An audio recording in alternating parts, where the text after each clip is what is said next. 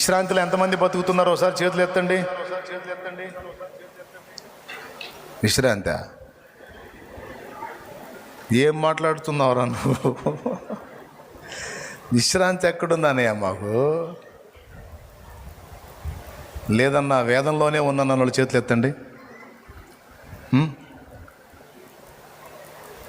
ఇట్లాగా సరిగా ఎత్తాలా?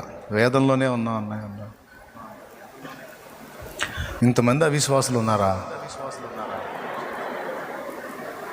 అమ్మో, నేను చెప్పే వాక్యం అంతా ఎటుపోయిందో ఏమో. ఇంతమంది అవిశ్వాసులు ఉన్నారా?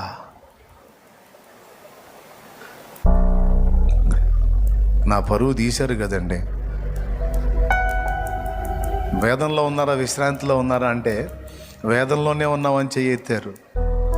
విశ్వాసం వేదన రెండు కలిసి ఉంటాయా? విశ్వాసం ఉన్న దగ్గర వేదన ఉంటుందా? పెద్దగా చెప్పండి. వేదన ఉన్న దగ్గర విశ్వాసం ఉంటుందా? ఇప్పుడు వేదన ఉంది మాకు అన్నారు, చేతులు ఎత్తారు. ఇప్పుడు మీ దగ్గర విశ్వాసం ఉన్నట్ట ఊడినట్ట? పరువు తీశారుగా.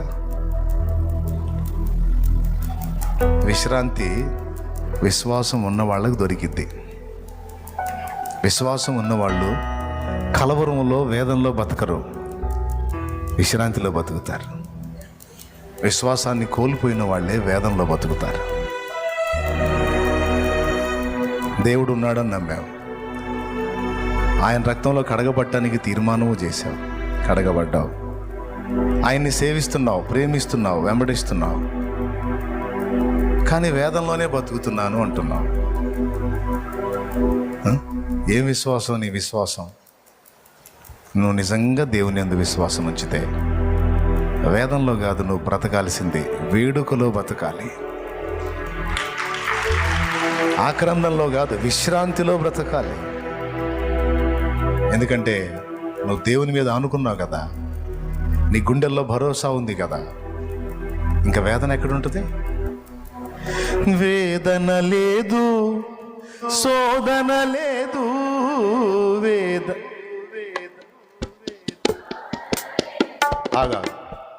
వీళ్ళు అబద్ధం పాడుతున్నారు. స్తోత్రం. ఇందాకేమన్నారు? వేదంలోనే బతుకుతున్నారు. ఇప్పుడు నేను పాట ఎత్తుకోగానే ఏం పాడుతున్నారు?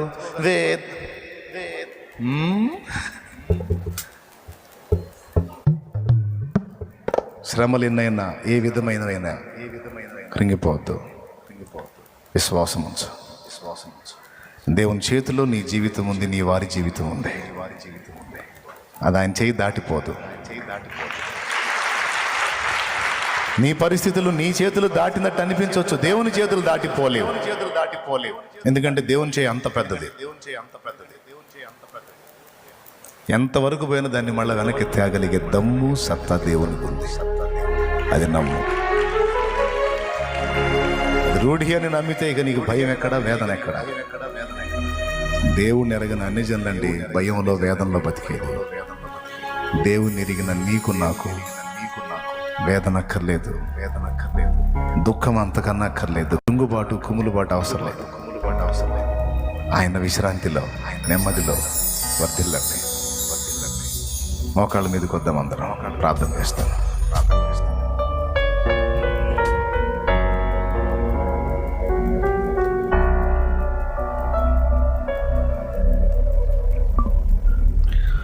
పరిశుద్ధ ప్రభువా,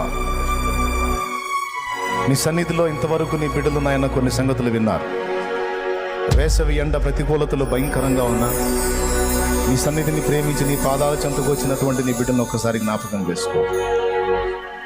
నువ్వు లేఖనంలో ఘనులు అని వ్రాయించినటువంటి వ్యక్తుల జీవితాల్లోంచి కొన్ని పాఠాలు ఈవేళ నేర్చుకున్నాం.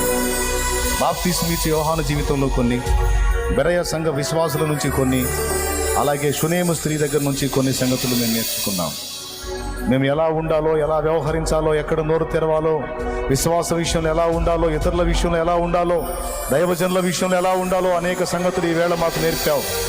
నీకు స్తోత్రాలు నా ప్రభువా. నీకు గౌరవాన్ని చూపి నీ దాసులకు గౌరవాన్ని చూపినటువంటి వ్యక్తులు ఎంత అద్భుతంగా దీవించబడ్డారో ఆ సంగతులన్నిటిని కూడా ఈరోజు మేము గ్రహించాం. మా బిడ్డల్ని జ్ఞాపకం చేసుకొని వారికి కూడా ఈ పాఠాలన్నిటిని అవగాహన కల్పించి ఎలా బ్రతకాలో నేర్పండి దేవా. నడతలను మాకు నేర్పండి. పద్ధతులను నేర్పండి, వివేచన జ్ఞానము దయచేయండి. ఇక్కడున్న చిన్నలు, పెద్దలు, వృద్ధులు, స్త్రీలు